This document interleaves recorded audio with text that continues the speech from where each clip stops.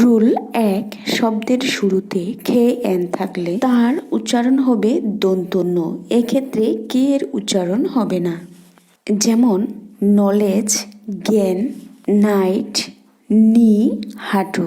Rule ২, W এর পরে H অথবা আর থাকলে ডব্লিউর উচ্চারণ হয় না। উদাহরণ: রাইট, লেখা, রং, ভুল, হু, কে। রুল ৩, এম যোগ বি পরপর থাকলে এবং বি এর পর কোনো ভাওয়েল না থাকলে বি এর উচ্চারণ হয় না। উদাহরণ: বম, বোমা, কম, চিরুনি, থাম, হাতের বুড়ো আঙ্গুল। রুল ৪, শব্দের শেষে ই থাকলে ই এর উচ্চারণ হয় না। যেমন নেম, নাম, কাম, আশা, ঠেক, নেওয়া, ফেক, ভুয়া। রুল ৫, কনসোনেন্ট যোগ ইউ যোগ কনসোনেন্ট এভাবে ওয়ার্ড গঠিত হলে ইউ এর উচ্চারণ আয়ের মতো হয়। যেমন বাট, নাট, বাদাম, কাঠ, কাটা, নাল, বাতিল। রুল ৬, এল যোগ এম পরপর থাকলে এবং পরে ভাওয়েল না থাকলে তখন এল এর উচ্চারণ হয় না। কাম, শান্ত, আমস, বৃক্ষা, পাম, তালগাছ। রুল ৭, ওয়াই সাধারণত ওয়ান সিলেবলের শব্দে ওয়াই আই হিসেবে উচ্চারিত হয়।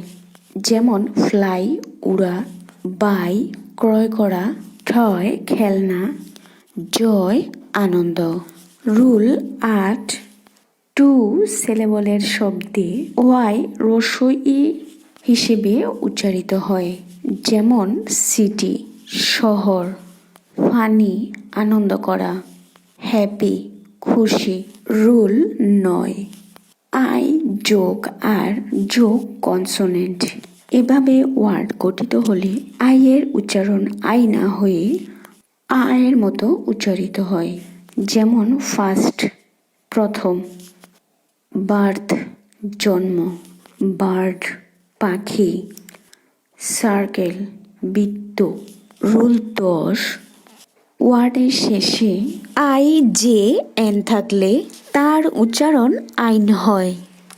এক্ষেত্রে জে এর উচ্চারণ হয় না।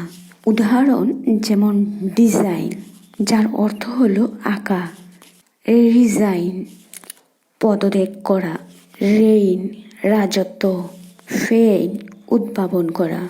শব্দে ঠি থাকলে ঠি এর পর ইউ থাকলে ঠি এর উচ্চারণ তখন চ এর মতো হয়। যেমন লেকচার, বক্তৃতা, সেঞ্চুরি, শতক, স্ট্রাকচার, গঠন, ফার্নিচার।